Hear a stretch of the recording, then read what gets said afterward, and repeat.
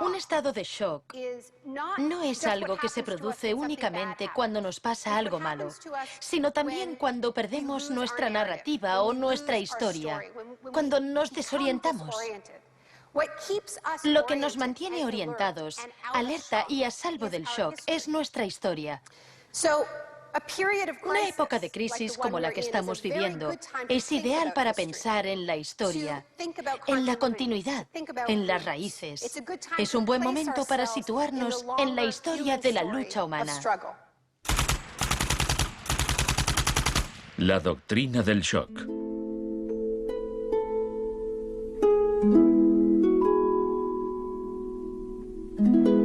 Todo empezó el 1 de junio de 1951, cuando representantes de agencias de inteligencia occidentales se reunieron en secreto con profesores universitarios en el Hotel Ritz-Carlton de Montreal. Como resultado de esta reunión, el ejército financió una investigación sobre el aislamiento sensorial en la Universidad de McGill. El aislamiento sensorial es una forma de producir una monotonía extrema. Provoca una reducción de la capacidad crítica, nubla la mente y el sujeto se queja de que ni siquiera puede fantasear. Y cuando un estudiante universitario no es capaz de fantasear, mal asunto. Mientras experimentábamos, empecé a creer que quizá algo que causara incomodidad o incluso dolor sería más tolerable que las condiciones de aislamiento que estudiábamos. Hebb decidió dejar de trabajar en la investigación. No tenía idea, cuando lo propuse, del arma tan terrible, tan potencialmente terrible que podía llegar a ser. Este es nuestro momento, nuestra oportunidad. Pero los experimentos continuaron bajo las órdenes del ambicioso jefe de psiquiatría, el Dr. Ewen Cameron. Su trabajo iba mucho más allá que el nuestro. Nosotros dejábamos muy claro que el sujeto podía marcharse en el momento en que quisiera, y algunos se iban. Los pacientes de Cameron no tuvieron tanta suerte. El Allen Memorial Institute, donde trabajaba, empezó a parecer una macabra cárcel donde Cameron llevaba a cabo experimentos extraños con sus pacientes de psiquiatría. Quería borrarles la mente, dejársela en blanco para reprogramarlos desde cero.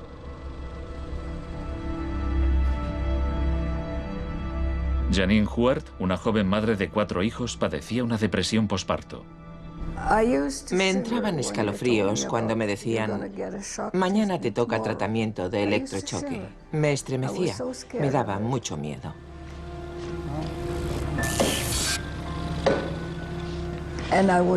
Despertaba en otra habitación, totalmente confundida y triste.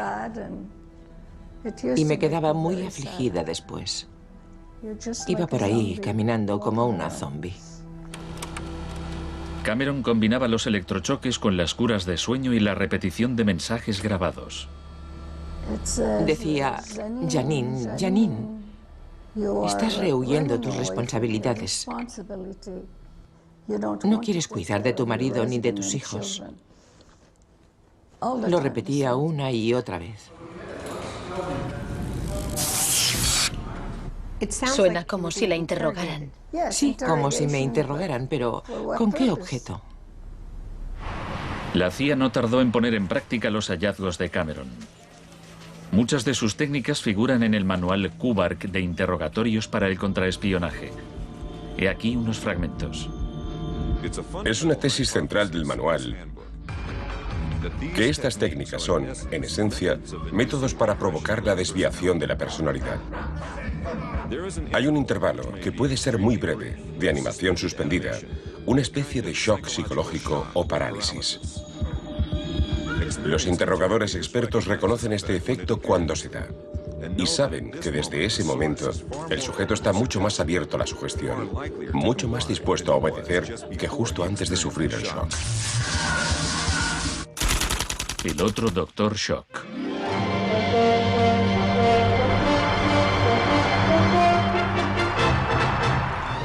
En la misma época en que Ewen Cameron realizaba sus experimentos en Montreal, un partidario de otro tipo de shock trabajaba no muy lejos de allí. Milton Friedman era profesor de economía en la Universidad de Chicago. Creía que la terapia de shock económico impulsaría a las sociedades a aceptar un capitalismo más puro y desregulado. En octubre de 2008, durante la mayor crisis financiera desde 1929, Naomi Klein acudió a la Universidad de Chicago para hablar de Milton Friedman. Cuando Milton Friedman cumplió 90 años, la Casa Blanca de Bush organizó una celebración en su honor y todos pronunciaron discursos, incluido George Bush, pero el mejor fue el de Donald Rumsfeld. Mi cita favorita de ese discurso de Rumsfeld dice así: Milton es la encarnación de una realidad, la de que las ideas tienen consecuencias. La tesis que sostengo es que el caos económico que ahora mismo impera en Wall Street, en la América Media y en Washington, deriva de muchos factores, por supuesto, pero que entre ellos están las ideas de Milton Friedman. El crack de 1929 en Wall Street desencadenó la Gran Depresión de los años 30.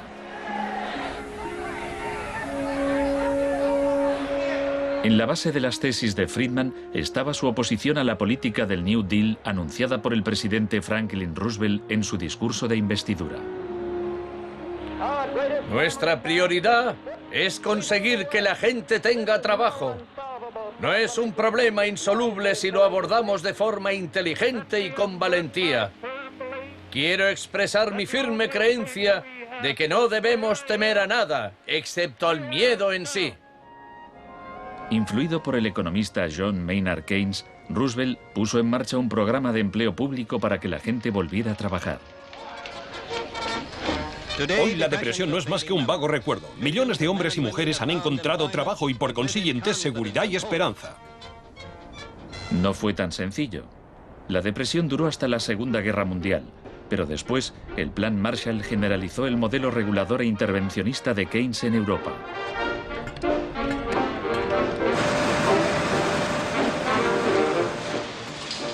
Sus principios gozaron de gran aceptación, aunque no por parte del Departamento de Economía de la Universidad de Chicago.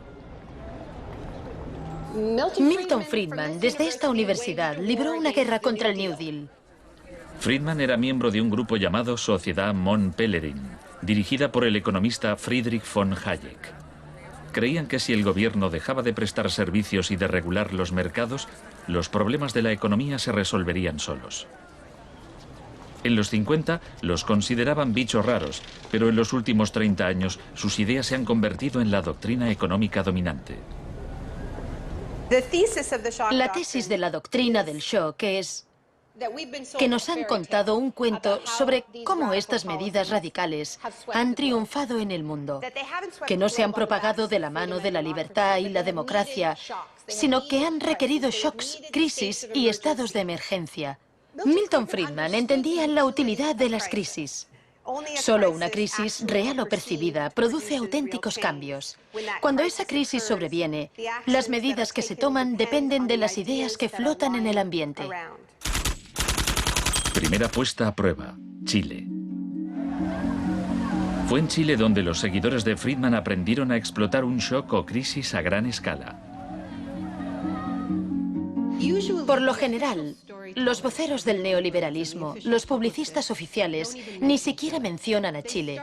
Empiezan a contar la historia a partir de Thatcher y Reagan, porque eso queda mucho mejor. En los años 50 y 60, las medidas progresistas de desarrollo en Chile eran un modelo para la zona. El gobierno invertía en salud, educación e industria. Las empresas estadounidenses temían por sus inversiones. Como respuesta, el Departamento de Estado comenzó a becar a estudiantes de Chile y el resto de Sudamérica para que estudiaran economía de libre mercado con Milton Friedman.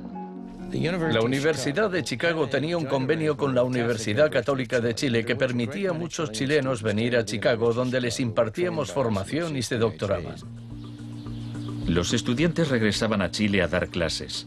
El Departamento de Economía de la Universidad Católica en Santiago se convirtió en una mini escuela de Chicago. Arnold Harberger, el economista que dirigía el programa, se describía como misionero totalmente entregado. En 1970, la Unidad Popular de Salvador Allende ganó las elecciones con un programa que proponía nacionalizar grandes sectores de la economía. La compañía de teléfonos pertenecía en su mayor parte a la empresa estadounidense ITT, que encabezó los intentos de evitar que Allende fuera presidente. Contaba con el apoyo de Richard Nixon en la Casa Blanca. Yo no estuve allí, pero puedo decirle lo que sabemos con certeza en la actualidad. Él encargó a la CIA que impidiera que Allende asumiese la presidencia e intentaron convencerme de que instigara al ejército chileno cuando Allende resultó elegido. A pesar de las maniobras de la CIA, Allende juró el cargo de presidente.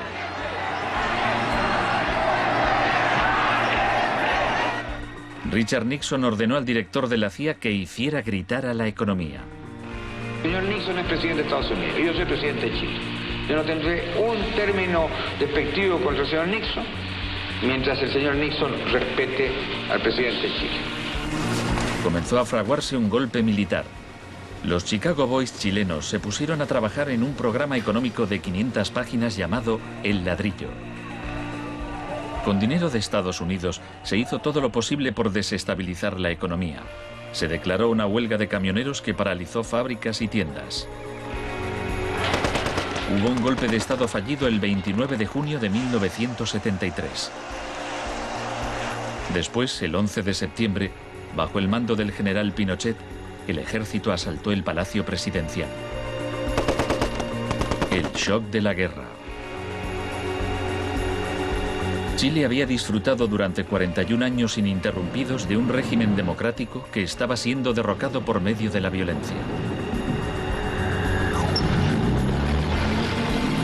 Para Pinochet y sus partidarios el golpe era una guerra, y desde luego estaba concebido para parecerlo. Fue el precursor chileno de la doctrina militar de shock y pavor.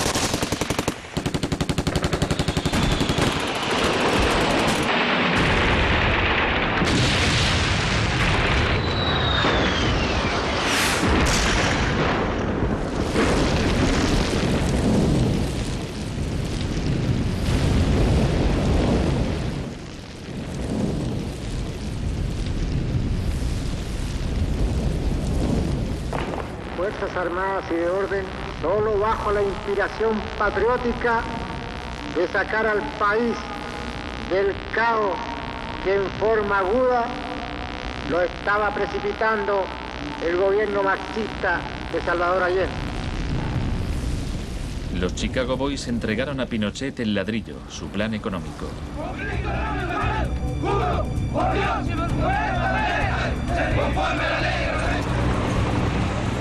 Los días siguientes, más de 13.000 opositores fueron detenidos y encarcelados.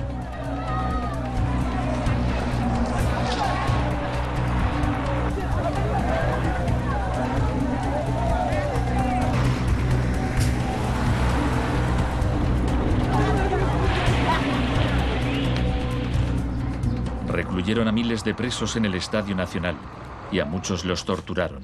El mundo fijó su mirada en Chile. ¿Cuántas personas?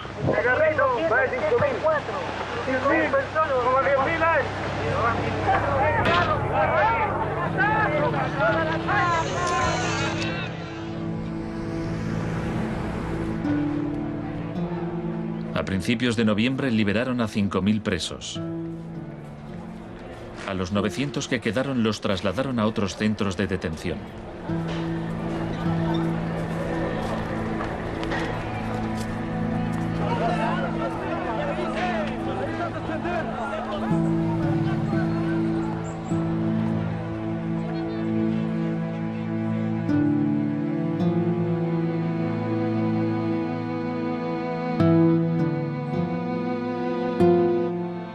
Menos de un mes después, la FIFA dejó a Chile jugar una eliminatoria para el Mundial de Fútbol en ese mismo estadio. Su rival, la Unión Soviética, se negó a jugar allí, así que se permitió a Chile marcar en portería vacía y clasificarse para el Mundial de 1974. Porque fueron tocando sin adversarios hasta el otro lado. El shock económico. Aprovechando el estado de shock de la población, Pinochet impuso las medidas recomendadas por los Chicago Boys, suprimió el control de precios, privatizó empresas estatales, eliminó aranceles de importación y redujo el gasto público. Más tarde, Friedman reconoció abiertamente la importancia del experimento chileno. Se trataba del primer caso en que un avance hacia el comunismo daba paso a un avance hacia el libre mercado. No dio resultado. Al cabo de un año había una inflación del 375% anual, la más alta del mundo.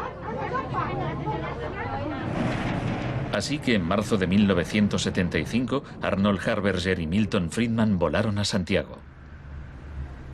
Empleó una expresión que nunca se había utilizado en el contexto de una crisis económica mundial. Exigió un tratamiento de shock. Dijo que él era como un médico que iba a ayudar a un país asolado por una epidemia y simplemente recetaba el remedio. Friedman escribió que el general Pinochet se mostraba receptivo a la idea de un tratamiento de shock, aunque era evidente que le preocupaba el paro temporal que podía causar.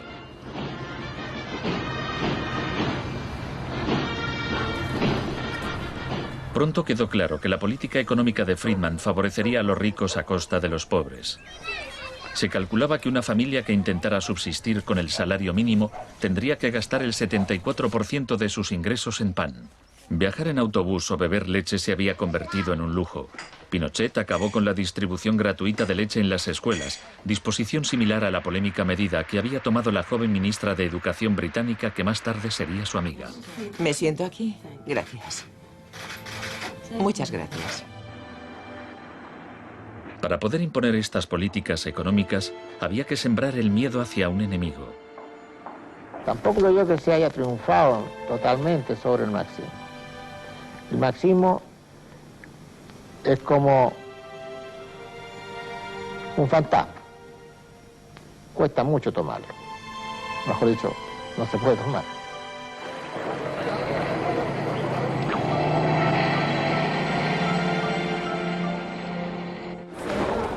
Según Friedman y Harberger, la economía de libre mercado era indisociable de la libertad y la democracia.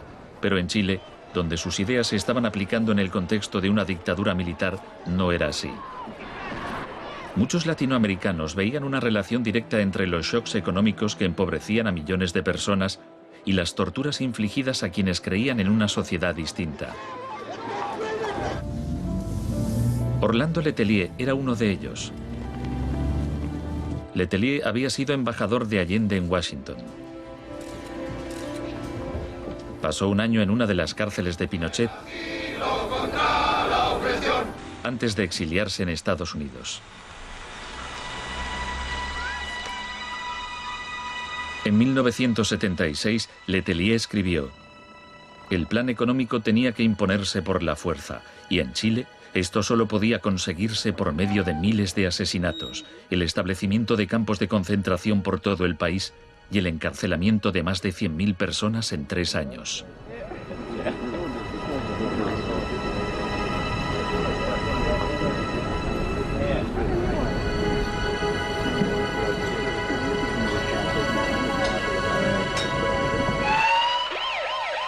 Antes de que pasara un mes, Letelier murió en un atentado con coche bomba. Buenas tardes. Una potente explosión ha destrozado un coche que circulaba por el normalmente tranquilo Embassy Road de Washington. El chileno era Orlando Letelier, ministro de Exteriores durante los últimos meses del régimen marxista del difunto Salvador Allende. Damos paso a Richard Roth. Michael Townley, miembro de la policía política secreta de Pinochet, estaba detrás del atentado. Había entrado en Estados Unidos con pasaporte falso y la CIA estaba al corriente de ello. Michael, buenas noches. Buenas noches, Pablo. La opinión del Poder Judicial chileno, ¿hay confianza en él? Mire, yo confío plenamente en la justicia chilena, como patriota y luchador antimarxista y juntista por sobre todas las cosas. Pese a su confianza, Townley fue extraditado a Estados Unidos y condenado por el asesinato de Letelier. Pinochet gobernó Chile como dictador durante 17 años. Pero en una entrevista en que se sinceraba, Harberger seguía negándolo. Un gobierno represivo no puede durar mucho tiempo en el marco de un sistema de auténtica libertad económica. El año del asesinato de Orlando Letelier se le concedió a Friedman el Premio Nobel de Economía. Saben, tienen una idea totalmente deformada de lo que pasó. Les explicaré un par de cosas. En primer lugar, universidades chilenas me ofrecieron 2 títulos honoríficos antes de que yo viajara allí. Rehusé aceptarlos porque dichas universidades se financiaban en parte con fondos públicos y yo no quería dar en ningún caso la impresión de que apoyaba el régimen político de Chile. No soy representante de Chile, no soy asesor de Chile, ni tengo responsabilidades para con el gobierno de Chile.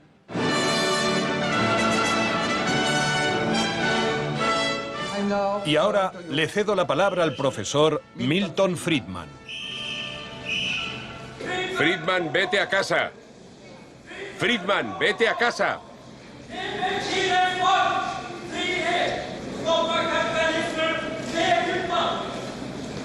Lamento este incidente. Podría haber sido peor.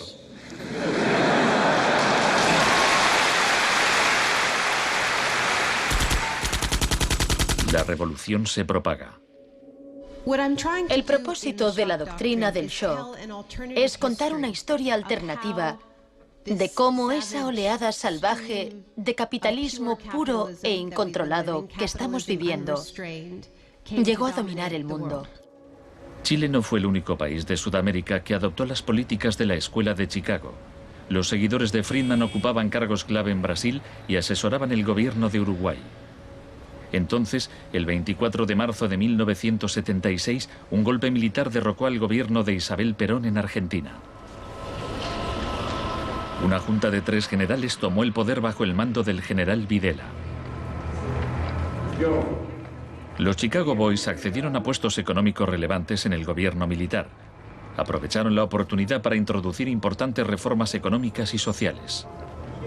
Un año después del golpe, los sueldos habían perdido el 40% de su valor, se cerraban fábricas y la pobreza se disparó. Como en Chile, hubo que aterrorizar al pueblo para que aceptara estas medidas económicas. Videla aprendió de la experiencia de Pinochet. Adoptó la táctica de hacer desaparecer personas. Para equilibrar el terror público y privado, llevaban a cabo los secuestros en plena luz del día y después siempre podían negarlos. Fue necesario cumplimiento de la misión que la nación le tiene asignada, articular la defensa de la sociedad argentina. Las reglas de esta guerra no convencional, que no buscamos ni provocamos, son distintas. Muchas de las técnicas empleadas por los militares chilenos y argentinos las habían aprendido en la Escuela de las Américas, dirigida por Estados Unidos. Enseñaban técnicas de tortura.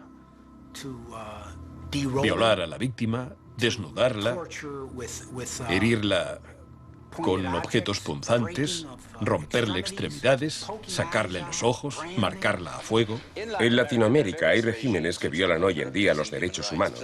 Practican asesinatos políticos, torturas, deportaciones, encarcelamientos sin juicio, que son técnicas aprendidas en este centro. Quizás sea así. Si me dice que lo que enseñamos aquí se ha llevado a la práctica, no se lo negaré. El uso de la tortura contra un soldado enemigo conocido para obtener algún tipo de ventaja militar me parece justificable y acertado. Ir más allá, utilizar las técnicas de tortura solo para intimidar a la gente, es un grave error, poco ético e inmoral. Pero en Argentina y Chile estas técnicas no solo se emplearon con soldados o terroristas, sino con estudiantes y sindicalistas, con todo aquel que se opusiera a la política de libre mercado del régimen.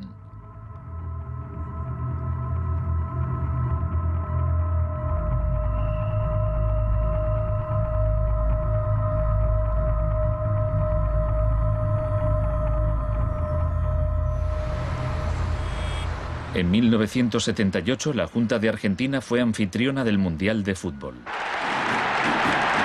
La final se jugó en un estadio que estaba aproximadamente a 1 kilómetro del mayor centro de detención del país, donde había miles de presos en cámaras de tortura. Decir que con los goles, con el grito de gol, se tapaba la voz de los secuestrados, los gritos de los secuestrados, era una realidad. Organización extraordinaria, miles y miles de banderas, miles y miles de gargantas enronquecidas, 25 millones de argentinos que tienen un solo color, el celeste y blanco.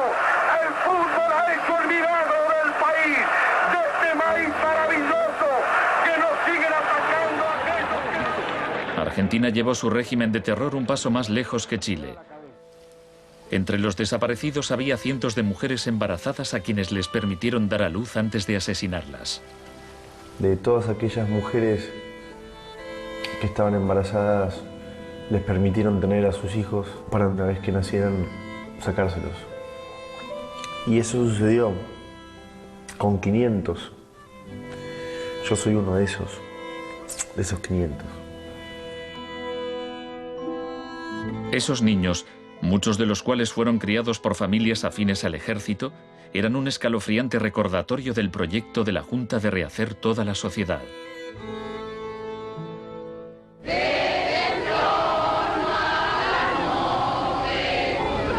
Cuando la Junta aún detentaba el poder, un grupo de madres y abuelas de desaparecidos empezaron a protestar en la Plaza de Mayo.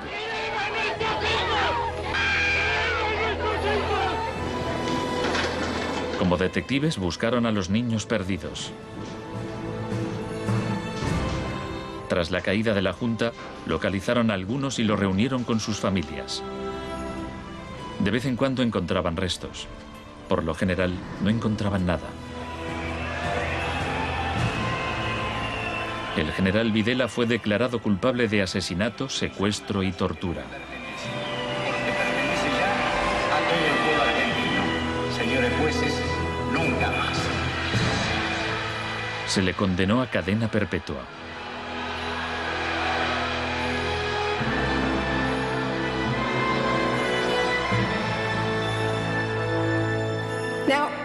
Estos primeros experimentos en Latinoamérica plantearon a Friedman y a sus acólitos un serio problema ideológico. Friedman había prometido que sus medidas no solo enriquecerían aún más a la élite, sino que crearían la sociedad más libre posible, que aquella era una guerra contra la tiranía, que el capitalismo y la libertad iban juntos. Sin embargo, vemos que en los 70 los únicos países que ponían en práctica esas ideas eran dictaduras militares. Nixon había dado todo su apoyo a la imposición de ese liberalismo brutal por parte de las dictaduras sudamericanas. En cambio, el caso de la política económica dentro de Estados Unidos, donde Nixon se estaba jugando la reelección, era harina de otro costal. La escuela de Chicago y el mundo anglosajón. Friedman mantenía una relación cordial con Nixon. Varios de sus colegas y discípulos de la escuela de Chicago obtuvieron cargos en el gobierno. Entre ellos Donald Rumsfeld. Con la ayuda de Dios. Enhorabuena. Gracias.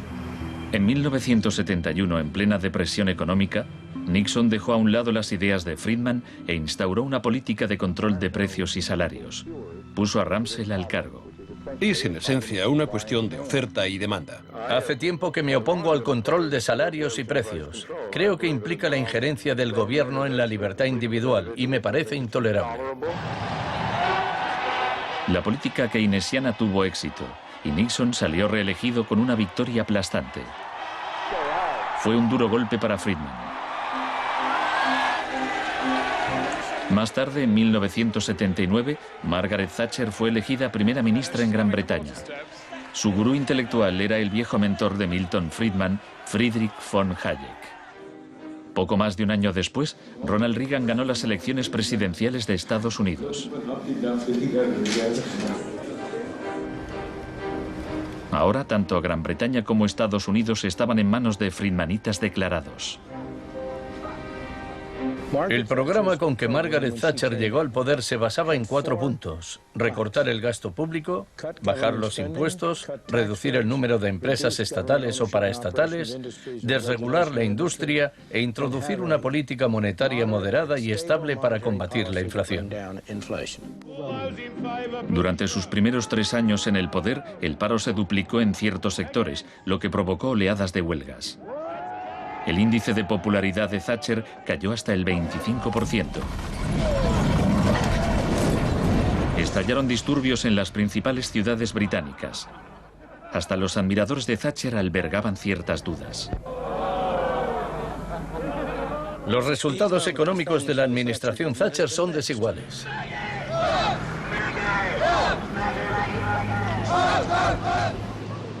A quienes esperan ansiosos a que yo haga caso del eslogan favorito de los medios, dar vuelta atrás, solo puedo decirles una cosa: dad vuelta atrás vosotros si queréis. La dama no es partidaria de ello. Friedrich von Hayek instó a Thatcher a adoptar las políticas de shock económico de Pinochet. Ella replicó: en Gran Bretaña, con sus instituciones democráticas y su necesidad de un alto grado de consenso interno, algunas medidas tomadas en Chile son del todo inaceptables. La enorme impopularidad de Thatcher demostraba una vez más que el fundamentalismo del libre mercado era demasiado impopular y perjudicaba directamente a demasiada gente como para sobrevivir en un sistema democrático que requería el consentimiento de los gobernados, a diferencia de una dictadura militar.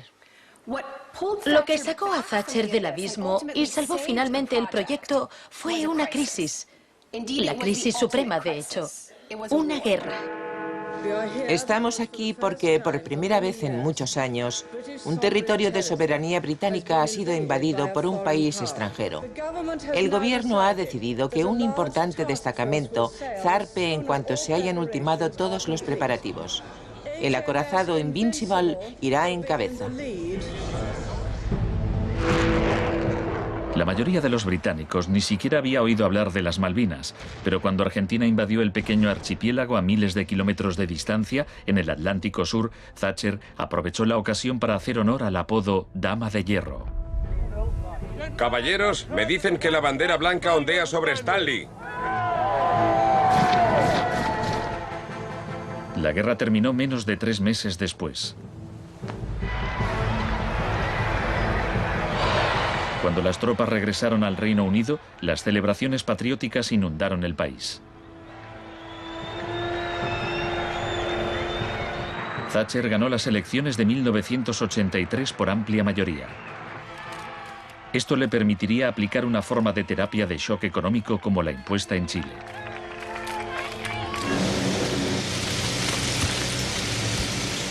La organización de trabajadores más poderosa del país era el Sindicato Nacional de Mineros.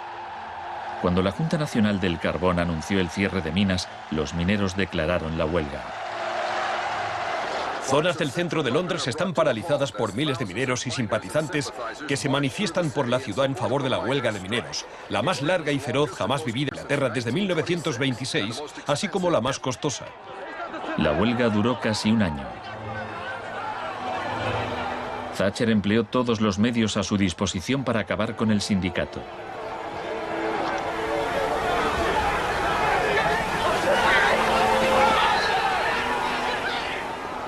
Al final, los mineros fueron derrotados.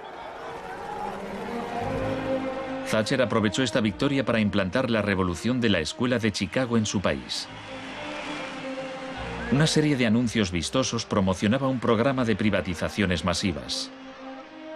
Thatcher vendió la industria del acero, el agua, la electricidad, el gas, el teléfono, aerolíneas, el petróleo. Privatizó las viviendas públicas, salieron a concurso los servicios municipales. En 1986 se desregularon los servicios financieros y la banca. Se le llamó el Big Bang. No hace falta que le recuerde a ninguno de los presentes que el Big Bang es solo el principio. En el Reino Unido, antes de Thatcher, un gerente general ganaba 10 veces más que el empleado medio. En 2007 ganaba más de 100 veces más.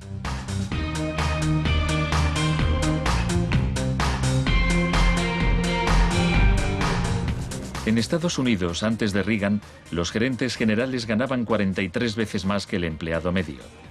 En 2005 ganaban más de 400 veces más. Friedman reconocía abiertamente que Thatcher y Reagan estaban haciendo mucho por difundir la doctrina de la Escuela de Chicago en el mundo. Por aquí, señor Reagan. He pensado que debía colocarse aquí. La coincidencia en el tiempo de los mandatos de Thatcher y Reagan fue sumamente importante para la aceptación pública en todo el mundo de un enfoque distinto de la política económica y monetaria. Muchas gracias. Voy a describirles un plan y una esperanza a largo plazo. Que el avance de la libertad y la democracia relegue al marxismo-leninismo al basurero de la historia, tal como ha hecho con otras tiranías que coartan la libertad e impiden que la gente se exprese.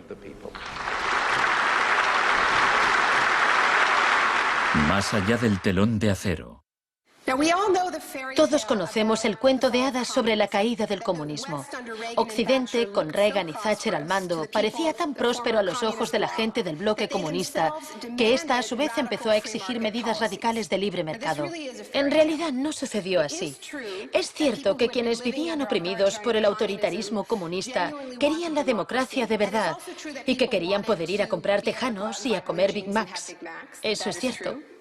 Pero eso no significa que aspiraran al capitalismo salvaje con oligarcas descontrolados y sin protecciones sociales, que acabó por instaurarse en tantos países del bloque del Este que aún lo padecen hoy en día.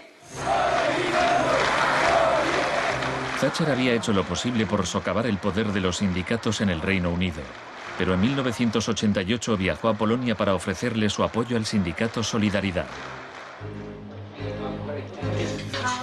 Se trata del proceso para pasar de donde están ahora a donde quieren estar. Como consecuencia de las huelgas en Polonia, se permitió a Solidaridad participar en las elecciones de junio de 1989, lo que a su vez desencadenó oleadas de manifestaciones en toda Europa del Este.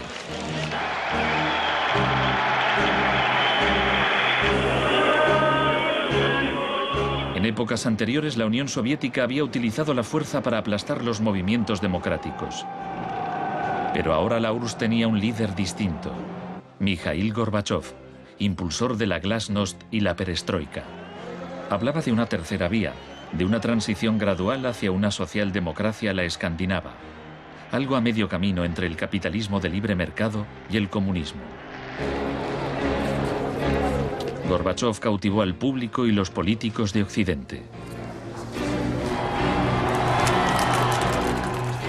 Es un líder audaz, decidido y valiente. Ante la mirada de Gorbachov, los viejos regímenes comunistas se desmoronaron uno a uno.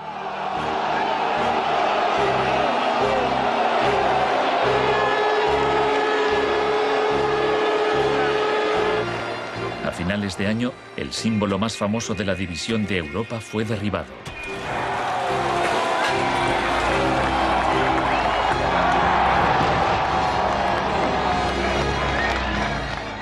Para Friedman y los Chicago Boys, se abrieron las puertas de todo un mundo nuevo. En la Unión Soviética, Gorbachov quería reformar la economía rusa poco a poco. En 1991, Gorbachov asistió como invitado a la cumbre del G7 en Londres. Esperaba obtener apoyo financiero para sus reformas económicas graduales. Sin embargo, le dijeron que o aceptaba la terapia de shock radical o no le concederían ayudas. ¿Qué tal, señor presidente? ¿No está demasiado cerca? El mes siguiente se produjo un intento de golpe de Estado contra él. Miembros del sector duro del Partido Comunista pusieron a Gorbachov bajo arresto domiciliario en su casa de veraneo de Crimea. Los tanques rodearon la Casa Blanca, el Parlamento ruso.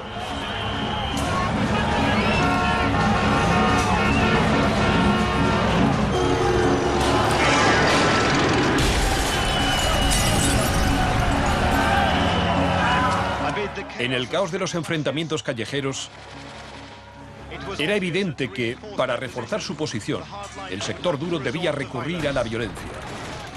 Estos choques entre el pueblo y las fuerzas del orden son algo nunca visto desde los tiempos lejanos de la Revolución Rusa. Hoy, cuando amanecía sobre un mar de escombros, empezaba a quedar claro que el golpe se estaba desmoronando. El edificio del Parlamento ruso estaba a salvo. El ejército no había intervenido. Y en el interior, Yeltsin tenía más poder que nunca.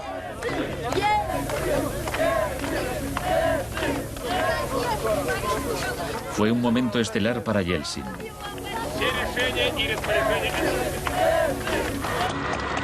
Gorbachov fue puesto en libertad y regresó a Moscú, pero había perdido buena parte del poder. Aplaudo los elevados principios del pueblo ruso y también los del presidente Boris Yeltsin. En diciembre de 1991 se disolvió la Unión Soviética, un shock profundo para el pueblo ruso. Yeltsin se hizo cargo entonces de la política económica de la Federación Rusa. El libre mercado llegó a Rusia y con él el caos. La adopción de las doctrinas de la Escuela de Chicago por parte de Rusia marcó el principio de un nuevo capítulo en la cruzada por el libre mercado. Fue shock en estado puro, sin nada de terapia. Pese a los intentos oficiales por promover el capitalismo popular, lo cierto es que un puñado de empresarios amasó grandes fortunas.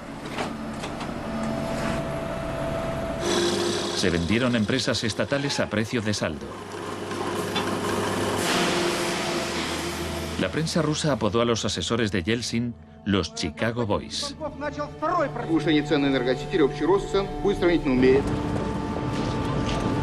Gracias a la terapia de shock de Yeltsin, en 1992 los rusos consumían un 40% menos que en 1991. Un tercio de la población había caído en la pobreza y la gente tardaba meses en cobrar su sueldo. Según las predicciones de un experto, 140 millones de rusos pronto vivirán bajo el umbral de la pobreza. La corrupción era generalizada y el crimen organizado se disparó. Moscú se convirtió en el nuevo salvaje oeste.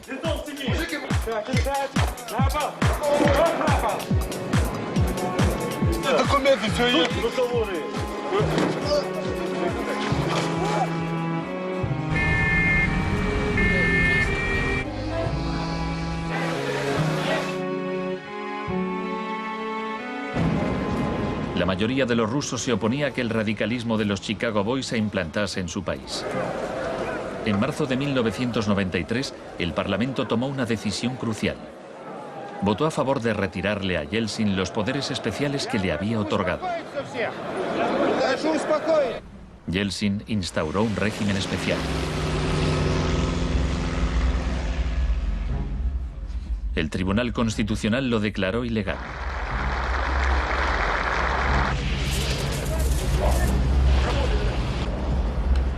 El 21 de septiembre, Yeltsin, al estilo Pinochet, disolvió el Parlamento. A partir de hoy quedan suspendidas las funciones legislativas, administrativas y de control del Parlamento de la Federación Rusa. Occidente puso su influencia al servicio de Yeltsin. Creemos que Boris Yeltsin es la mayor esperanza para la democracia en Rusia. 2 días después, el Parlamento votó a favor de destituir a Yeltsin por 636 votos a 2. Miles de partidarios del Parlamento se congregaron frente a la Casa Blanca e intentaron tomar la televisión.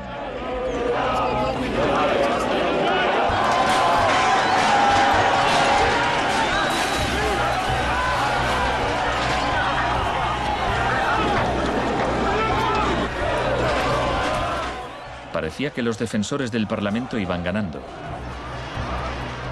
Yeltsin voló de regreso a Moscú de su casa vacacional. Esa noche, 100 manifestantes murieron en los enfrentamientos con las fuerzas de Yeltsin.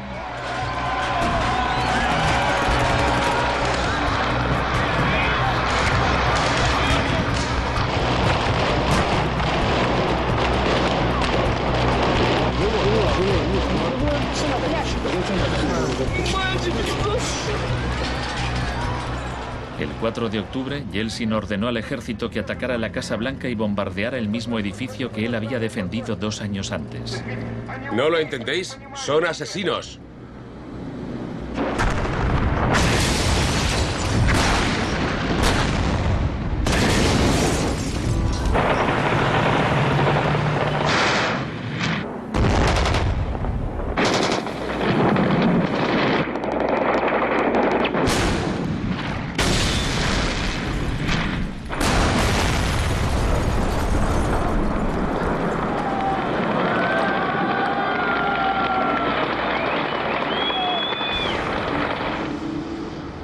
Warren Christopher, el secretario de Estado norteamericano, dijo: Estados Unidos no suele apoyar la suspensión de parlamentos, pero corren tiempos excepcionales.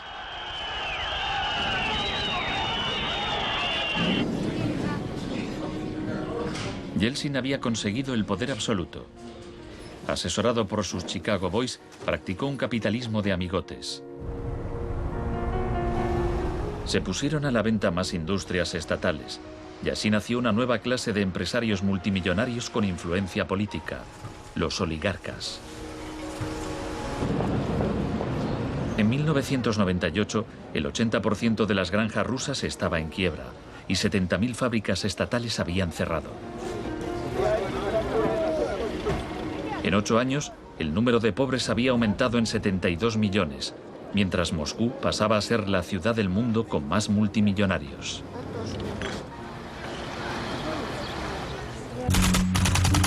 Un nuevo enemigo.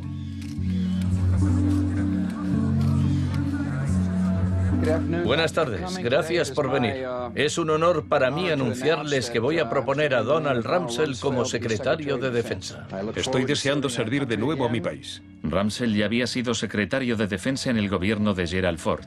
En ese entonces, el enemigo a temer era la Unión Soviética. No afirmo que nos estén invadiendo los rusos, sino sus tendencias. No digo que midan 3 metros, sino que medían 1,60 m, ahora 1,80 m y siguen creciendo. Ahora había un nuevo enemigo más cerca de casa. El 10 de septiembre de 2001, Rumsfeld expuso en un discurso sus planes para privatizar parte del ejército de Estados Unidos. Milton Friedman se habría sentido orgulloso. Decía: hoy hablaré de un adversario que representa una amenaza, una grave amenaza para la seguridad de Estados Unidos.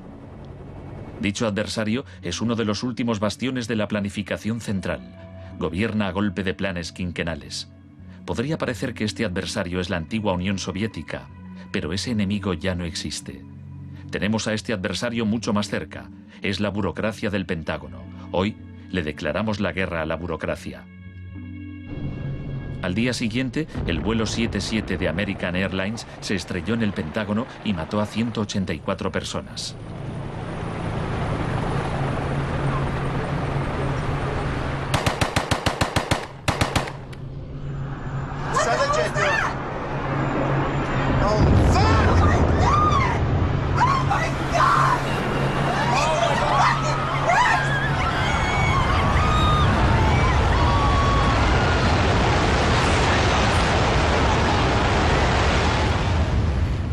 Piensen en la sensación de la gente tras los atentados.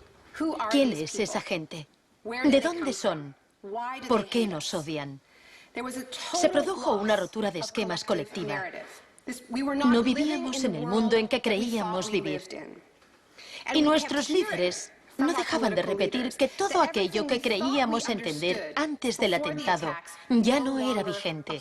Se acuñó una nueva frase, mentalidad pre-11S. Lo que ocurrió en ese momento fue que surgieron teorías nuevas por arte de magia sobre un choque de civilizaciones. De pronto, ese era el mundo en que vivíamos. Resultó que había un eje del mal y que estábamos librando una guerra contra el terrorismo. Esta guerra abstracta e imposible de ganar ha tenido enormes consecuencias económicas. Antes de 2001, la seguridad nacional apenas podía considerarse una industria. Hoy en día es más importante que las industrias del cine y la música juntas. Entre el 11 de septiembre de 2001 y el año 2006, el Departamento de Seguridad Nacional pagó $130.000 millones a contratistas privados.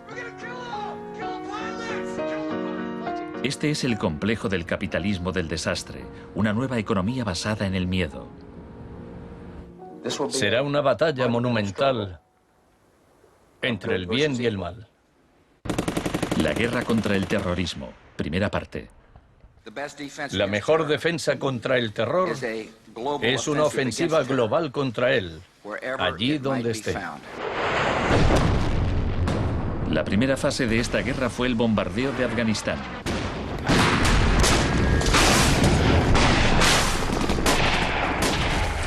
El gobierno talibán fue derrocado rápidamente. La posguerra resultó más complicada. Nuestra lucha contra el terrorismo empezó en Afganistán, pero no acaba allí. Buscamos sobre todo detenidos que nos sirvan para extraerles información.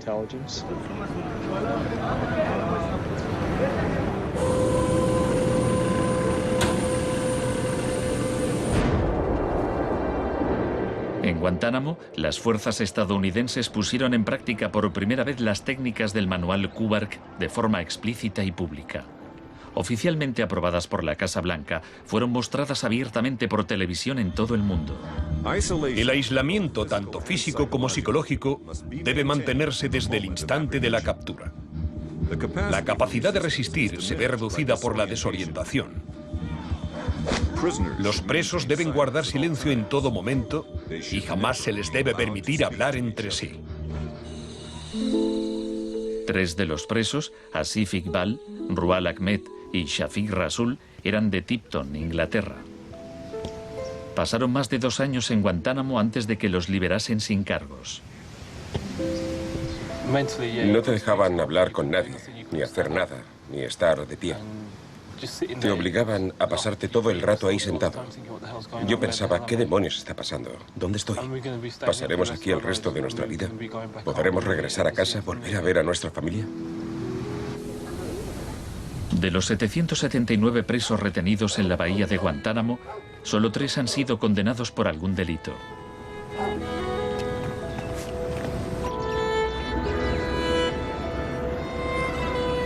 Lo único que sé a ciencia cierta es que son mala gente. Era un mensaje para todo el mundo, un mensaje muy claro. Esto es lo que te pasa si te interpones en nuestro camino. La guerra contra el terrorismo, segunda parte. La guerra contra el terrorismo no se libra contra un solo hombre o contra un solo país. Se alegaron muchas justificaciones para la invasión de Irak. Pero si Estados Unidos realmente hubiera querido invadir un país que presuntamente albergaba a líderes de Al-Qaeda, tenía armas nucleares y vendía tecnología nuclear a otros países, Pakistán habría sido la opción más obvia. Tenía contactos estrechos con los talibán y el poder estaba en manos de un dictador militar. En cambio, George Bush eligió como objetivo Irak, el país con la 3ª mayor reserva de petróleo del mundo.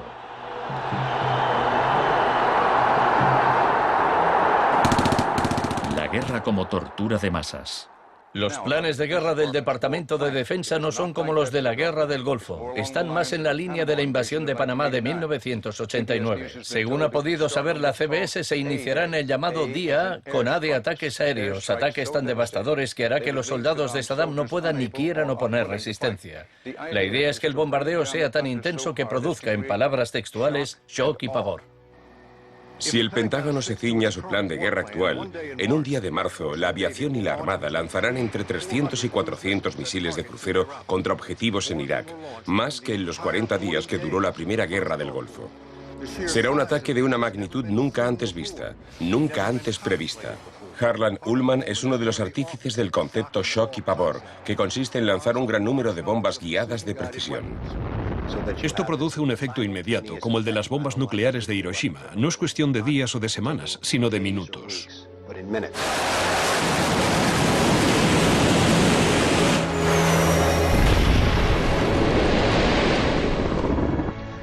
Además, paralizas la ciudad, es decir, la dejas sin energía ni agua y lanzas una campaña implacable de desgaste, de modo que al cabo de 2, 3, 4 o 5 días, ellos quedan agotados física, emocional y psicológicamente. Anoche una zona de 1 milla cuadrada del centro de Bagdad parecía el infierno en la tierra. Durante la primera oleada de bombardeos, los ciudadanos de Bagdad sufrieron una versión del aislamiento sensorial descrito en el manual Kubark. En el caos que siguió a la caída de Saddam Hussein, Estados Unidos hizo poco por impedir los saqueos. Algunos cargos del gobierno incluso los consideraban un punto de partida para desmantelar el Estado iraquí. John Agresto, encargado de reorganizar la educación superior, veía el saqueo de escuelas como una oportunidad para empezar de cero. De hecho, antes de las sanciones, Irak tenía el mejor sistema educativo de la región y una tasa de alfabetización del 89%.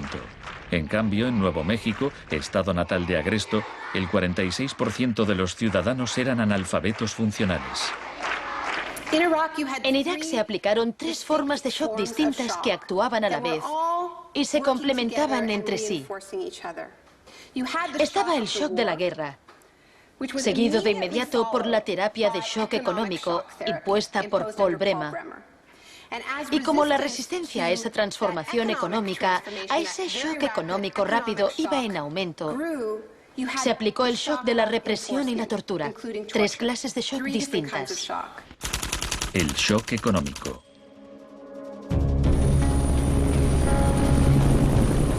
En mayo de 2003, Paul Bremer fue nombrado enviado presidencial de Estados Unidos a Irak.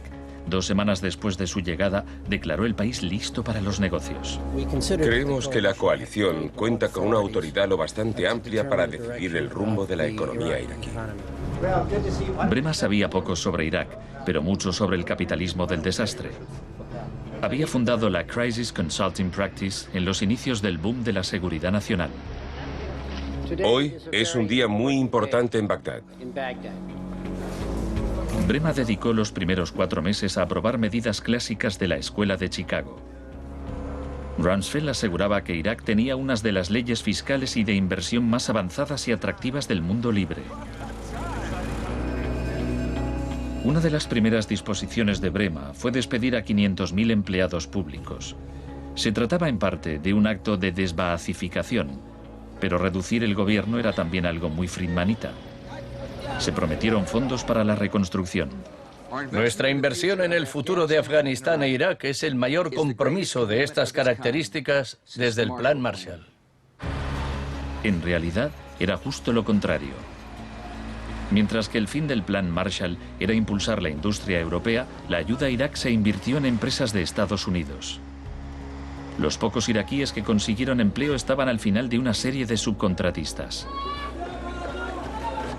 Creative Associates se hizo con contratos por valor de $100 millones para esbozar el programa de estudios e imprimir libros de texto para el sistema educativo.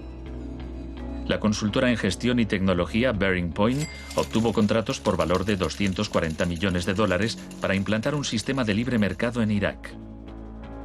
RTI, con sede en Carolina del Norte, logró contratos por $466 millones para asesorar sobre la instauración de la democracia en Irak. Y a Halliburton se le adjudicaron contratos de coste más incentivos por $20.000 millones. Parsons recibió $186 millones para construir 142 clínicas sanitarias. Solo se terminaron 6. El suministro básico de electricidad y agua apenas mejoró, pese a los miles de millones que se gastaron durante los primeros 4 años. Vamos a triunfar aquí y cuando lo consigamos habremos hecho algo importante, no solo para 25 millones de iraquíes, sino para favorecer los intereses occidentales en la región. Hasta los nuevos billetes iraquíes se imprimían en el extranjero. Les mostraré un ejemplo de estos billetes. Estados Unidos incluso llegó a pagar a empresas privadas para que supervisaran a las empresas privadas que habían logrado contratos.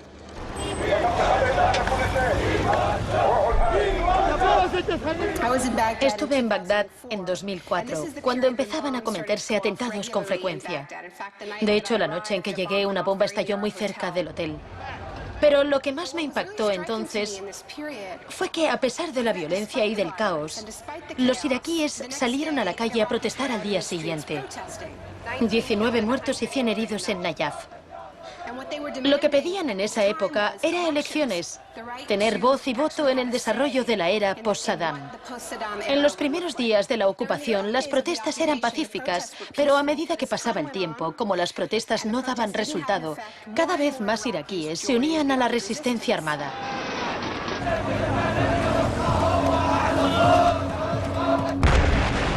La violencia se descontroló.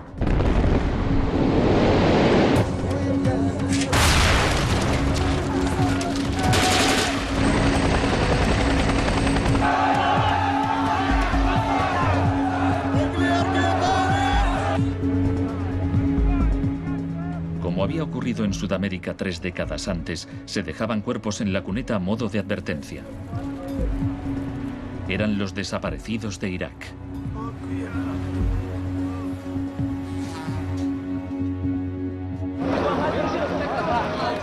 Se tomaron medidas extremadamente agresivas para aplastar a la oposición. El shock de la represión.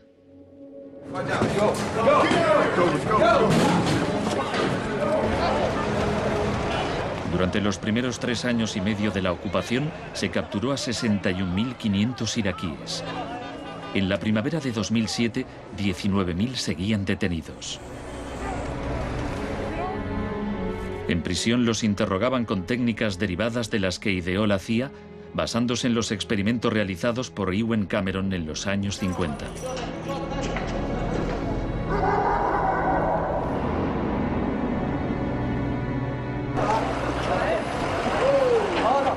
Según la Cruz Roja, altos cargos del ejército estadounidense admitieron que entre el 70 y el 90% de las detenciones en Irak fueron errores.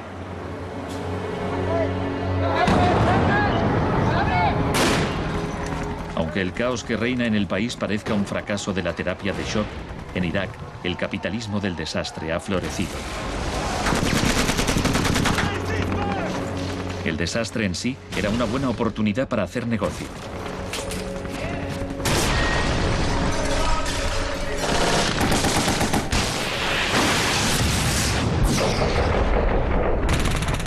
El negocio de la guerra. El gasto militar de Estados Unidos prácticamente se ha duplicado desde 2001. Se acerca a los 700.000 millones de dólares al año. Ya en 1961, el presidente Eisenhower, que no era precisamente de izquierdas, advirtió del peligro de un ejército demasiado poderoso. La conjunción de una estructura militar inmensa y de una gran industria de armamento es algo nuevo en la historia de Estados Unidos. Debemos precavernos contra una adquisición de influencia injustificada, deliberada o no, por parte del complejo industrial militar. No debemos permitir jamás que esa combinación suponga un riesgo para nuestras libertades o nuestros procesos democráticos. La guerra de Irak ha sido el conflicto más privatizado de la historia contemporánea. La zona verde de Bagdad es una versión extrema de lo que está pasando en todo el mundo. Se trata de una zona privada y segura, protegida del caos exterior.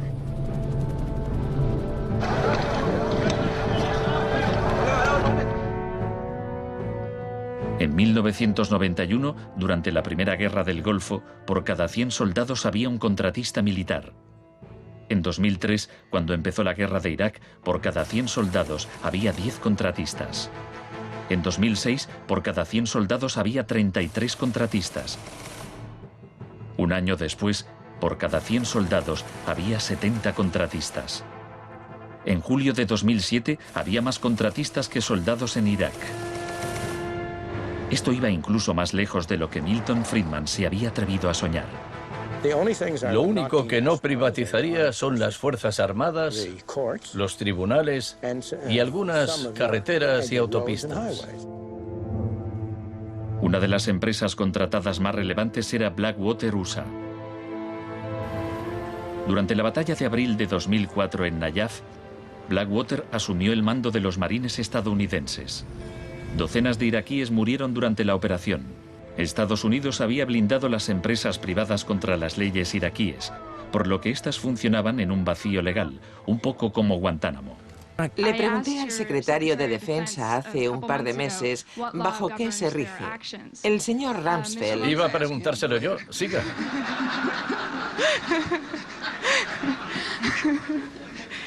¡Socorro! Iba... Del mismo modo que la terapia de shock de Cameron dejaba a los pacientes confundidos y deshechos, los múltiples shocks infligidos a Irak redujeron al país a un estado de anarquía y violencia sectaria. En la época en que ejecutaron a Saddam, en 2006, morían 1000 iraquíes por semana.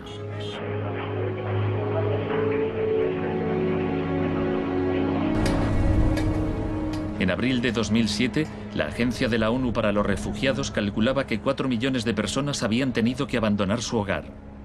Cientos de miles de iraquíes habían muerto. Creo que los historiadores escribirán con toda claridad que hicimos algo extraordinario y noble aquí.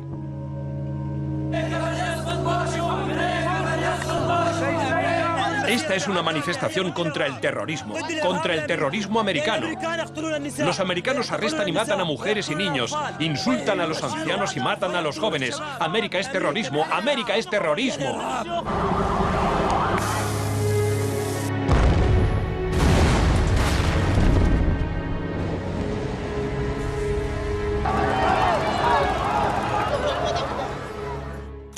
Un mundo de zonas verdes y rojas.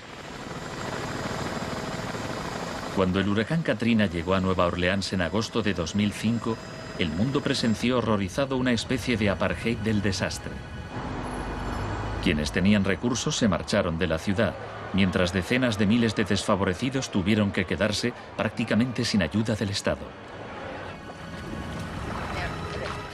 Fui a Nueva Orleans cuando la ciudad todavía estaba inundada y descubrí que lo que había visto en Irak se repetía, no en un periodo de posguerra, sino después de un terrible desastre natural.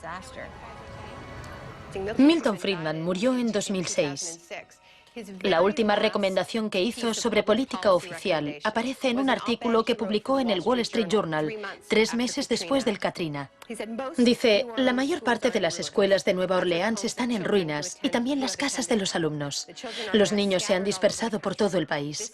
Es una tragedia y también una oportunidad para introducir reformas radicales en el sistema educativo. Proponía privatizar completamente los colegios de la ciudad. Era su canto del cisne.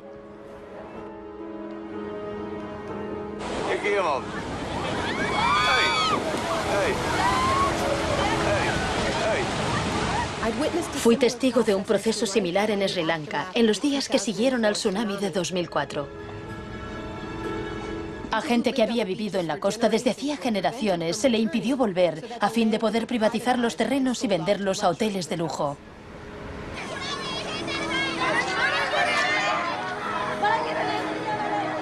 Justo a esto me refiero con la expresión doctrina del shock, al saqueo sistemático del sector público después de un desastre, cuando la gente está demasiado ocupada haciendo frente a la emergencia, a sus problemas diarios, para proteger sus intereses.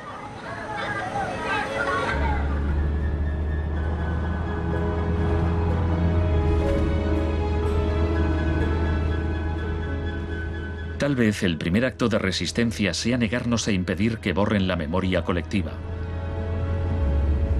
En 2008, Naomi Klein visitó Villa Grimaldi con Isabel Morel, viuda de Orlando Letelier.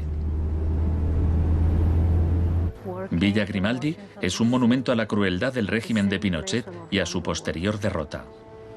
Villa Grimaldi fue el principal centro de tortura mientras se buscaba implementar la política de shock económico. Esta es la que tú señalas en el libro como las casas de uno por uno donde estaban los detenidos en Villa Grimaldi. No le tenía ningún cariño a Pinochet, pero considero que fue nuestro maestro en muchos sentidos. Aprendimos qué era el mal.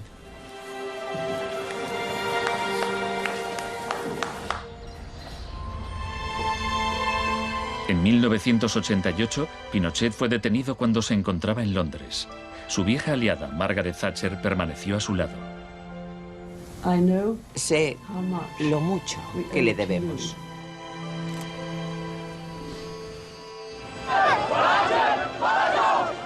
Hicieron falta 30 años para que el experimento económico que Pinochet fue el primero en probar diera la vuelta al mundo hasta Irak. Aún así, las similitudes entre pasado y presente son asombrosas. Entre los campos de concentración de Pinochet y el centro de detención de Bush en Guantánamo.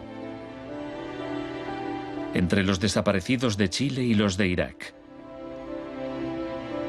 Entre los experimentos de Ewen Cameron y las torturas infligidas a los presos de Abu Ghraib. Ha llegado nuestro momento, nuestra ocasión. Borró todo el pasado.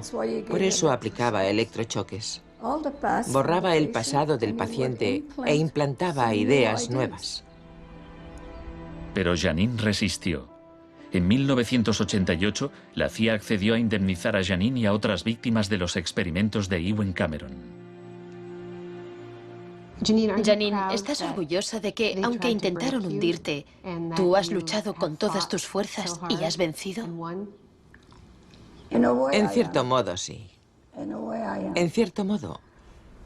Porque creo que todavía me queda una pizca de fuerza de voluntad. Es muy difícil luchar contra un gobierno.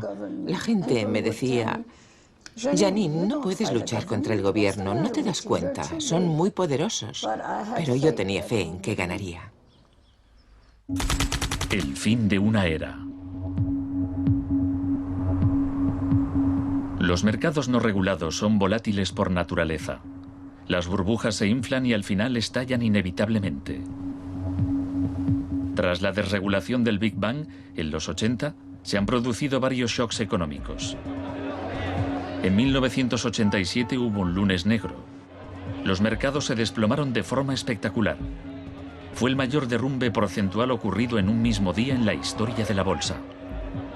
En 1992 hubo un miércoles negro cuando los especuladores de divisas hicieron fortunas apostando contra la libra. En 1997 estalló la crisis asiática. En un año, 600.000 millones de dólares se perdieron en las bolsas de Asia.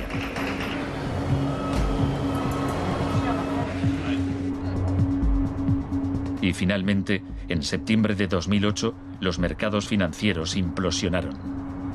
El mercado no está funcionando correctamente. Ha habido una pérdida generalizada de confianza.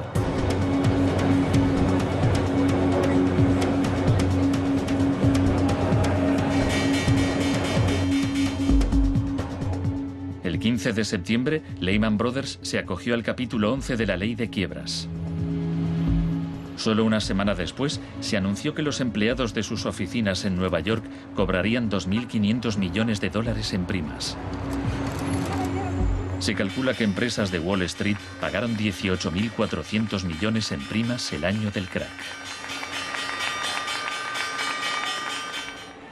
Pese al torrente de retórica populista de quienes dicen plantar cara a los peces gordos y defender a los ciudadanos sencillos y no a Wall Street, nos encontramos ante una transferencia de riqueza de proporciones incalculables. Se está transfiriendo riqueza del sector público, de las manos del gobierno, que la ha recaudado de la gente de a pie en forma de impuestos, a manos de las empresas y los individuos más ricos del mundo. Huelga decir que son los mismos individuos y empresas responsables de la crisis. Nos encontramos en medio de un tsunami crediticio imprevisible. He encontrado un fallo cuyo alcance y duración ignoro, pero es algo que me tiene muy inquieto.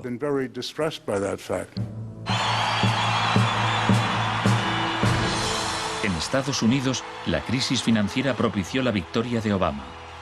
El país quería cambiar de rumbo. ¡Hola, Chicago! Esta crisis está claramente considerada por casi todo el mundo un resultado directo de esta ideología concreta de la desregularización y la privatización. La magnitud de la crisis abre una puerta a la esperanza. La doctrina del shock, como estrategia, solo funciona si no sabemos que existe. Lo que me parece más esperanzador de la crisis económica actual es que esta táctica se está desgastando, pues el factor sorpresa ha desaparecido. Los tenemos calados y ya no nos engañan. Nos estamos volviendo a prueba de shocks. La última vez que el mundo sufrió una crisis financiera tan grave como esta, la gente abrazó las medidas keynesianas del New Deal. Quiero expresar mi firme creencia de que no debemos temer a nada, excepto el miedo mismo. Más de 1 millón de personas se desplazó a Washington para asistir al discurso de investidura de Obama. Muchos periodistas lo compararon con Franklin Roosevelt. Últimamente se han trazado muchos paralelismos entre Obama y Franklin Delano Roosevelt. Así que hablaré un poco de este último.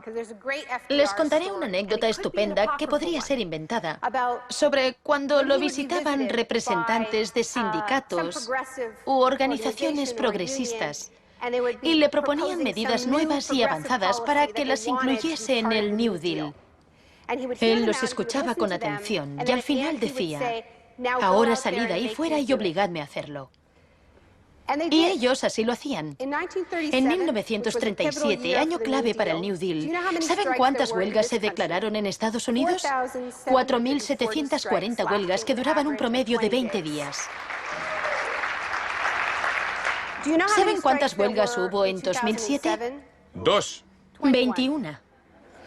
En fin, la otra razón para recordar esta historia de la lucha social es que nos dice algo muy importante, algo que debemos recordar en estos momentos en que nos jugamos tanto. Nos enseña que si queremos políticas contra la crisis que hagan de este mundo un sitio más sano, justo y pacífico, tendremos que salir ahí fuera y obligarlos. Gracias.